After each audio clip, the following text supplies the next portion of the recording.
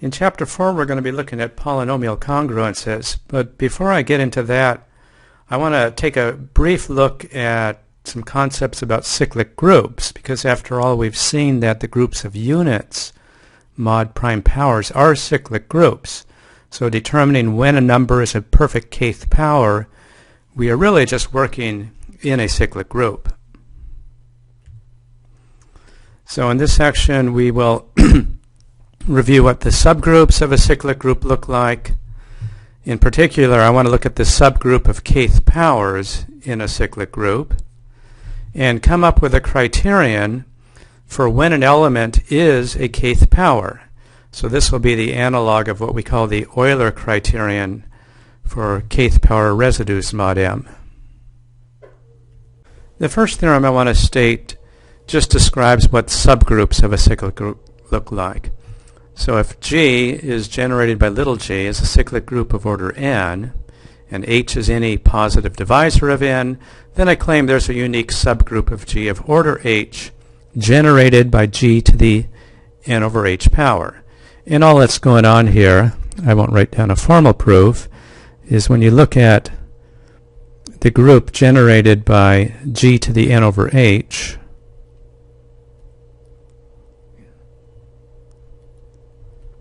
this just starts with the identity element, G to the n over H, G to the 2 n over H, and you go all the way down till you hit G to the H times n over H, where you get the identity element. So you'd go to H minus 1 n over H, and that would give you the list of distinct values. So it's a subgroup with H distinct elements. Corollary of this result is that if you have a cyclic group of order n, and capital H is a subgroup of order little h, then capital H is precisely the subgroup I've identified in the theorem. So this is the unique subgroup of capital G of order little h. Okay, next let's look at the group of kth powers in a cyclic group. So an element of a group is called a kth power if there exists an x in G such that x to the k equals a. So let G be a cyclic group of order n, k be any positive integer, and d be the greatest common factor of k and n. The set of kth powers in G is a subgroup of G of order n over d. The set of kth powers is a subgroup of order n over d.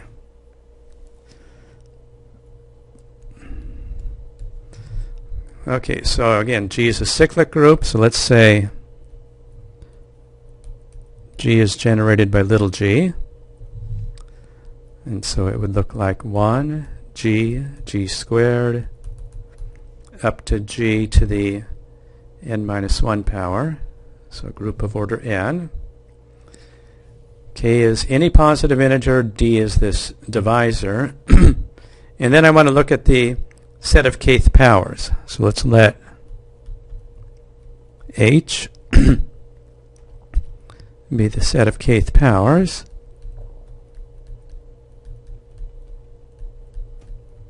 So that means take every element in G and raise it to the kth power. So that's just the subgroup generated by G to the k. So you get 1, G to the k, G to the 2k, and so on. And the question is, what is the order of this group? So I want to find the minimal power of G to the k that would give us the identity. So G to the k, you want to raise this to some power, let's call it j, and I want to get the identity. Well, what does that mean? That means that G to the kj is 1, but the order of little g is n,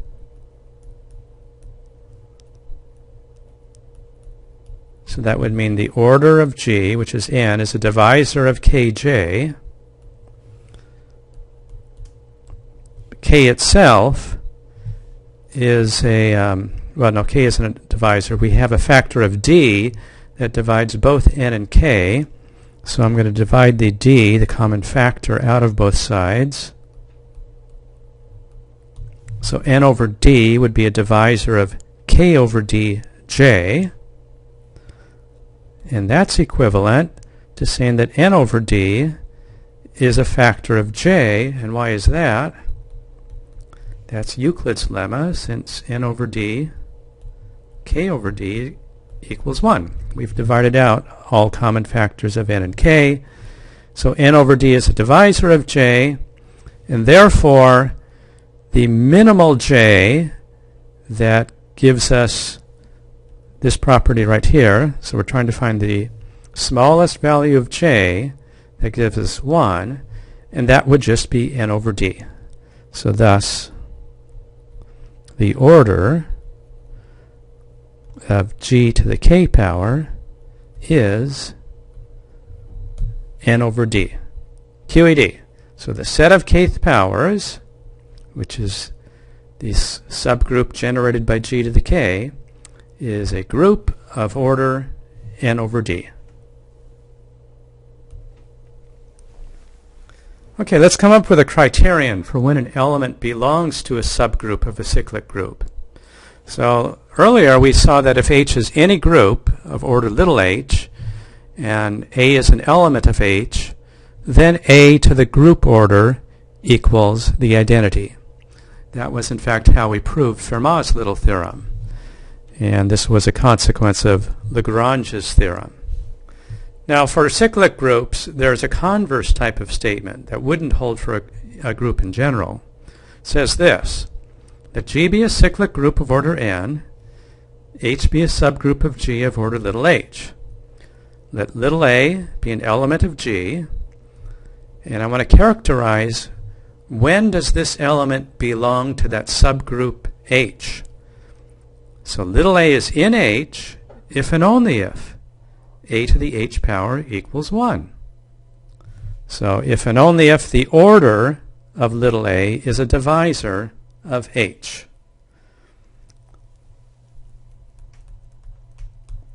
So in the proof, so we've seen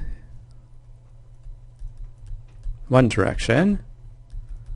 If a to the h, if a is an element of H, then a to the h is 1. So we want to turn to the converse. So suppose that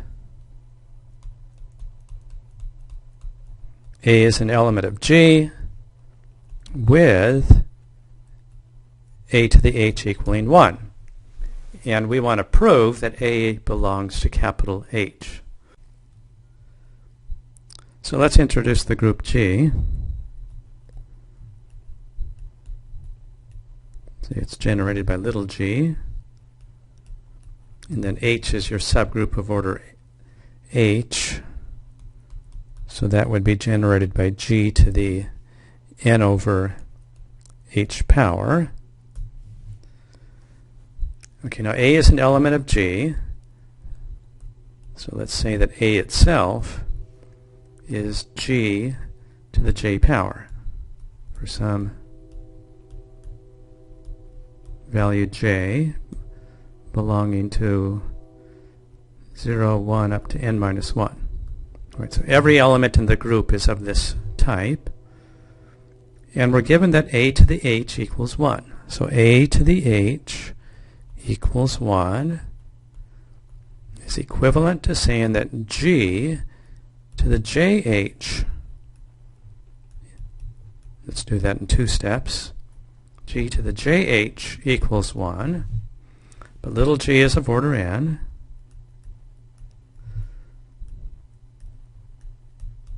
So that means that n is a divisor of JH, and that's equivalent to saying that n over h, squeeze it here, is a divisor of j.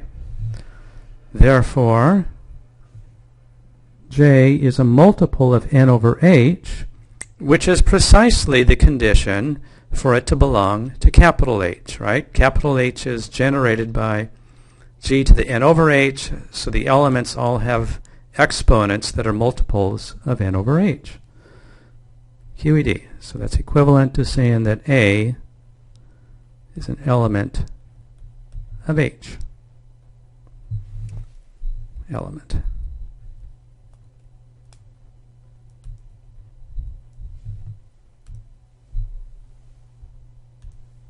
Next, when is an element of a cyclic group a kth power? So let G be a cyclic group of order n, K be a positive integer, A be an element of G. Claim A is a kth power if and only if A to the n over GCD of K and n equals 1. And if A is a kth power, then the equation x to the k equals A has kn distinct solutions in the group G.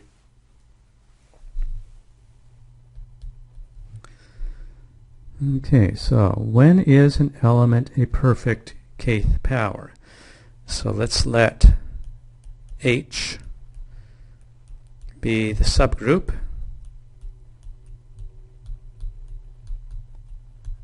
of kth powers of G. Well, then we've seen what its order is. The cardinality of H is the group order n divided by the GCD of K and n. Okay, so we have the subgroup of this order, and then we just proved a lemma that shows us when an element is in a particular subgroup. So by the preceding lemma,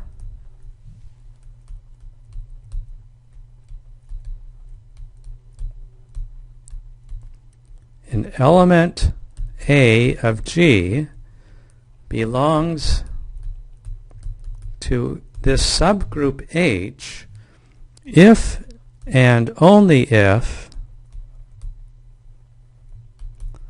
when you take the element and you raise it to the order of the group that you're in, you get the identity.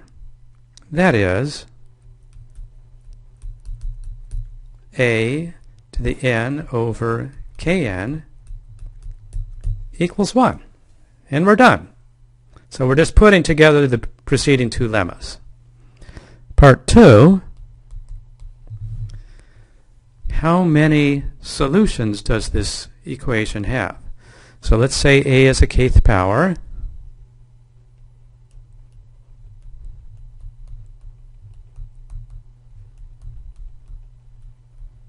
So suppose A is a kth power, and then let's give what it is. Suppose A is a kth power. Say A is G, J, K. So G is the generator for the group, as usual. And the group of kth powers is generated by little g to the k power. So A is of this form, some power of g to the k. And I want to solve the equation x to the k equals A. So let's say x is of the form g to the L, where L goes from 1 to n, or 0. Okay, so that's what a typical element of G looks like. And then I want to solve the equation x to the k equals A. All right, let's give ourselves more space here. So I want to solve x to the k equals A, where x we said was g to the L, and A was g to the jk.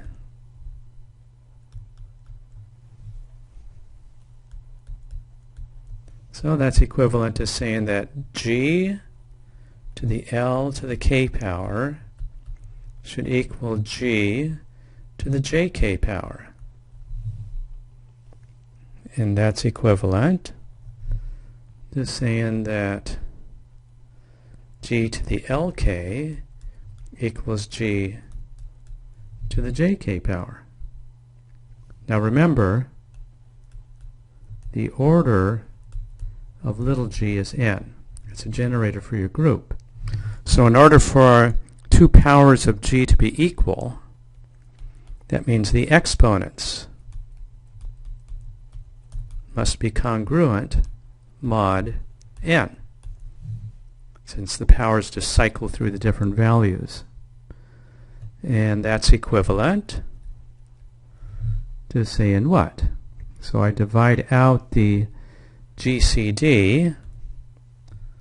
We have Kn. We didn't introduce a letter, but let's call it D. So I divide through by that, and I get L. K over D is congruent to J K over D mod N over D.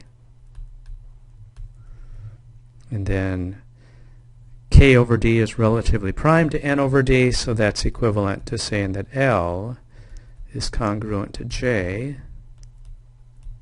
mod N over D. So J is fixed, and we're trying to determine the number of values of L that would satisfy this equation. So L would be equal to J plus N over D, and you go all the way down to J plus D minus 1 N over D. So we get D distinct solutions.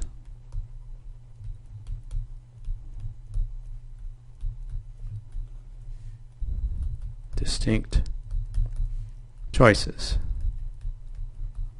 for L.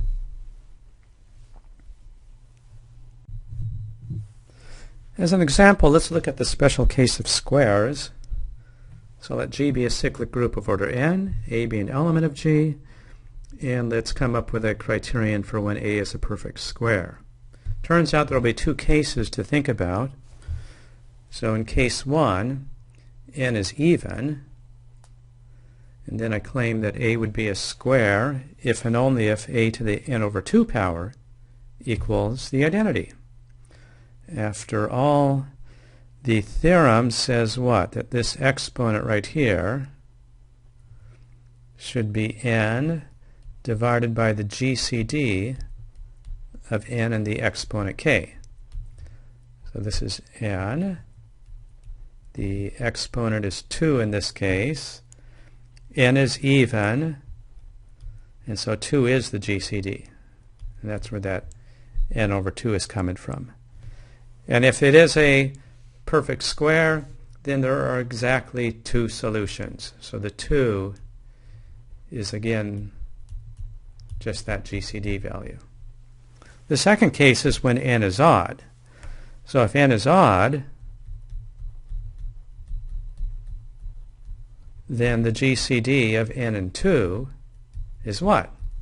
Well, there's no common factor other than 1.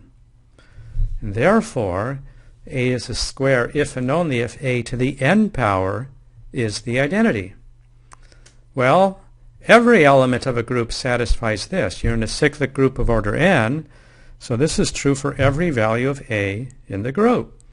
Thus, every element of your group is a square, and there is exactly one solution to the equation in 1, because this GCD is equal to 1.